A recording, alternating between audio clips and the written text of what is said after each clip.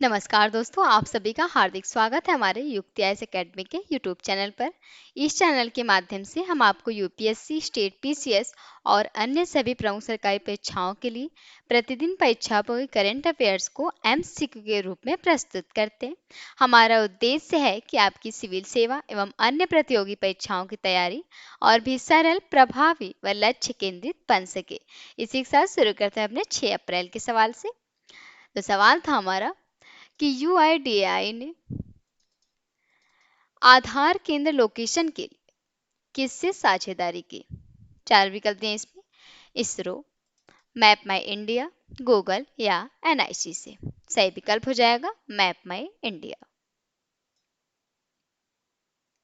ठीक है, यूआईडीएआई ने जो कि मैप माई इंडिया के साथ साझेदारी की है।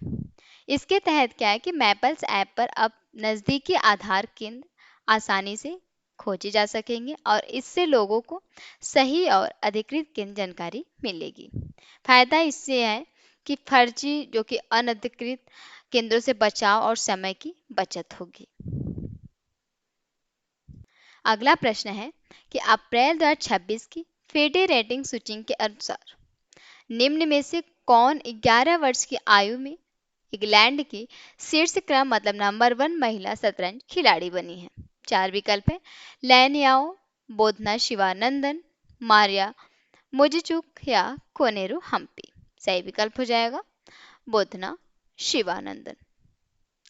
बोधना शिवानंदन जो कि भारतीय मूल की 11 वर्षीय शतरंज खिलाड़ी जो लंदन में रहती है और ये अप्रैल 2026 की फीडे रेटिंग जो कि 2366 के आधार पर वे इंग्लैंड की नंबर 1 महिला खिलाड़ी बनी है।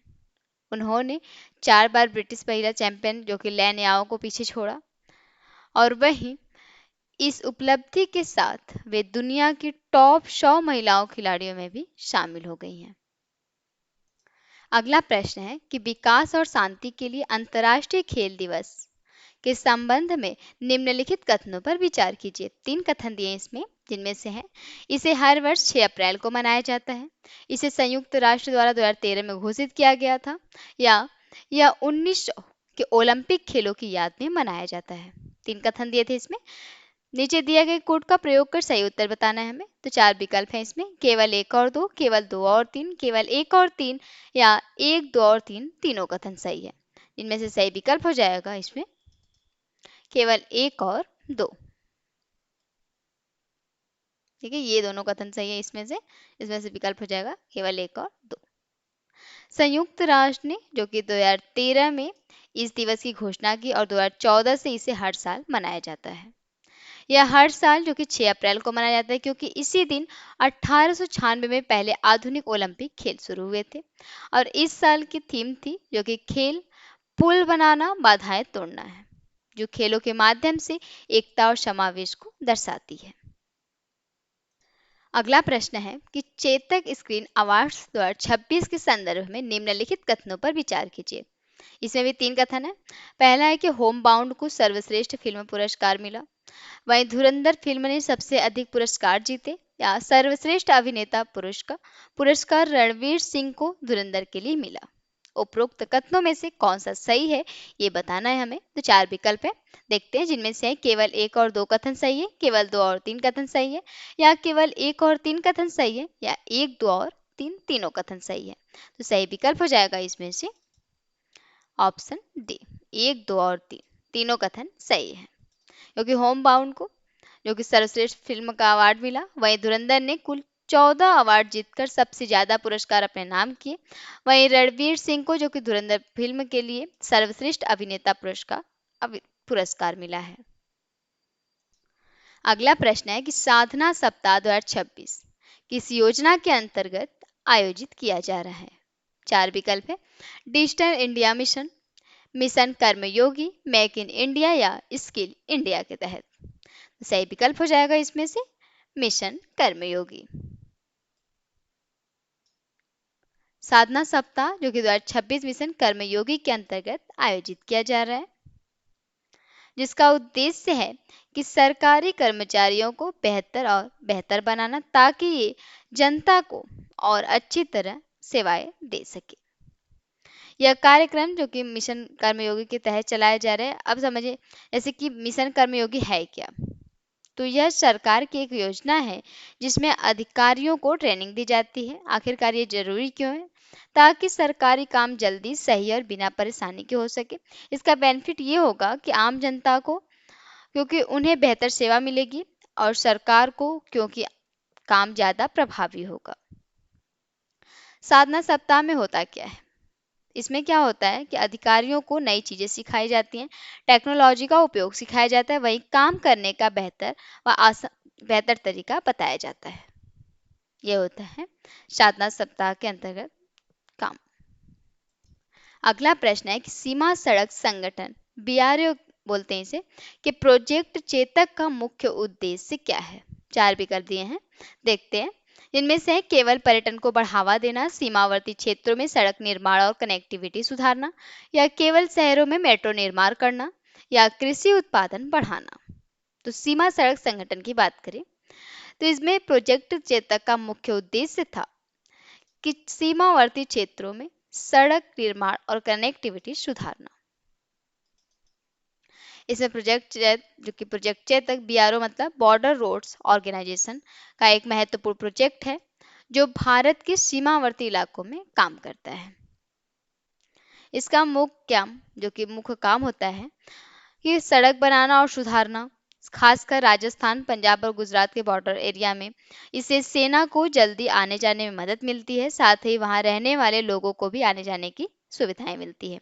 आखिरकार ये जरूरी क्यों है? बात आती है तो देश की इससे जो कि सुरक्षा मजबूत होती है, बॉर्डर तक पहुंच आसान होती है, वहीं दूर दराज के इलाकों का विकास होता है। अगला प्रश्न है कि करसाथी प्लेटफॉर्म के संदर्भ में निम्नलिखित कथनों पर विचार कीजिए। 3 कथन है। यह आयकर विभाग द्वारा शुरू किया गया एक एआई आधारित प्लेटफॉर्म है। या इसका उद्देश्य है कि टैक्स फाइलिंग प्रक्रिया को आसान और पारदर्शी बनाना है। या केवल बड़े उद्योगपतियों के लिए बनाया गया है। ये उपरोक्त कथनों में से कौन सा सही है ये बताना है। 4 विकल्प है इसमें, जिनमें से केवल 1 और 2 कथन सही है, केवल 2 और 3 कथन सही है, 1 और 3 कथन सही है, या 1, 2 और 3 तीनों सही है। लेकिन सही विकल्प हो जाएगा केवल 1 और 2 कथन ही सही है। कर साथी की बात करें अगर, तो कर साथी एक नया डिजिटल प्लेटफॉर्म है जिसे आयकर विभाग ने लॉन्च किया है, और इसमें आर्टिफिशियल इंटेलिजेंस की मदद से सातों दिन 24 घंटे सहायता मिलती है, जिससे टैक्स भरना आसान और पारदर्शी बनता है। और यह सिर्फ बड़े उद्योगपतियों के लिए नहीं, बल्कि सामान्य लोग, छोटे व्यापारी और नए जो कि टैक्स पेयर्स भी इसका उपयोग कर सकते हैं। अगला प्रश्न है कि सुखना वन्यजीव अभयारण्य के संदर्भ में निम्नलिखित कथनों पर विचार कीजिए। इसमें 3 कथन है। यह केंद्र शासित प्रदेश चंडीगढ़ के प्रशासनिक नियंत्रण में है, यह शिवालिक पहाड़ियों की तलहटी में स्थित है, या यह केवल हरियाणा राज्य के अंदर स्थित है। उपरोक्त कथनों में से कौन सा सही है तो ये बताना है हमें। 4 विकल्प हैं, केवल 1 और 2 कथन सही है, केवल 2 और 3 कथन सही है, केवल 1 और 3 सही है, या 1, 2 और तीनों कथन सही है। तो सही विकल्प हो जाएगा इसमें से केवल 1 और 2 ही कथन सही है, क्योंकि सुखना वन्यजीव अभयारण्य चंडीगढ़ के नियंत्रण में है। वहीं यह शिवालिक पहाड़ियों की तलहटी में स्थित है, लेकिन यह केवल हरियाणा में नहीं है, बल्कि इसकी सीमाएं हरियाणा और पंजाब से भी लगती हुई हैं। अगला प्रश्न है कि नासा के आर्टेमिस सेकंड मिशन के संदर्भ में निम्नलिखित कथनों पर विचार कीजिए। 3 कथन है, देखते हैं, जिनमें से है क्रिस्टिना कोच इस मिशन में मिशन विशेषज्ञ के रूप में शामिल है। यह है क्रिस्टिना कोच। या वे चंद्रमा की कक्षा में जाने वाली पहली महिला अंतरिक्ष यात्री होंगी। या आर्टेमिस सेकंड मिशन का उद्देश्य चंद्रमा की सतह पर उतरना है। उपरोक्त कथनों में से कौन सा सही है ये हमें बताने हैं। 4 विकल्प है इसमें, केवल 1 और 2, केवल 2 और 3, 1 और 2, 1 और 3 सही है, या 1, 2 और तीनों कथन सही है। सही विकल्प हो जाएगा इसमें से पहला, ऑप्शन ए, केवल 1 और 2। क्रिस्टिना को जो कि आर्टेमिस सेकेंड मिशन में मिशन विशेषज्ञ हैं। वहीं वे चंद्रमा की कक्षा में जाने वाली पहली महिला होंगी और यह मिशन जो कि चंद्रमा के चारों ओर घूमेगा, लैंडिंग नहीं करेगा ये। अगला प्रश्न है कि हाल ही में अमरेंद्र प्रकाश ने किस कंपनी के अध्यक्ष पद से इस्तीफा दिया है। पहले बात तो करते हैं अमरेंद्र प्रकाश की, तो ये है अमरेंद्र प्रकाश। इन्होंने 4 विकल्प दिया इसमें पहले, इसमें से गेल, बीपीसीएल, सेल या बेल। तो सही विकल्प हो जाएगा शेल। अमरेंद्र प्रकाश ने जो कि सेल का फुल नेम होता है steel authority of India limited, ये होती है सेल की फुल नेम, के अध्यक्ष पद से इस्तीफा दिया है। और सेल की बात करें तो ये भारत की एक बड़ी सरकारी स्टील कंपनी है। और अमरेंद्र प्रकाश की बात करें तो इनके इस्तीफे के बाद जो कि नए अंतरिम प्रमुख की नियुक्ति की गई। अगला प्रश्न है कि गुजरात हाई कोर्ट द्वारा एआई के उपयोग के संबंध में जारी नीति के संदर्भ में निम्नलिखित कथनों पर विचार कीजिए। 3 कथन है। न्यायिक निर्णय लेने में एआई के उपयोग पर प्रतिबंध लगाया गया, या एआई का उपयोग कानूनी शोध और प्रशासनिक कार्यों के लिए अनुमति है, या न्यायालय ने एआई को सजा और जमानत तय करने के लिए अनिवार्य कर दिया है। उपरोक्त कथनों में से कौन सा सही है ये बताने हमें। 4 विकल्प है, केवल 1 और 2, केवल 2 और 3, केवल 1 और 3 या 1 2 और 3। सही विकल्प हो जाएगा केवल 1 और 2 ही कथन सही है।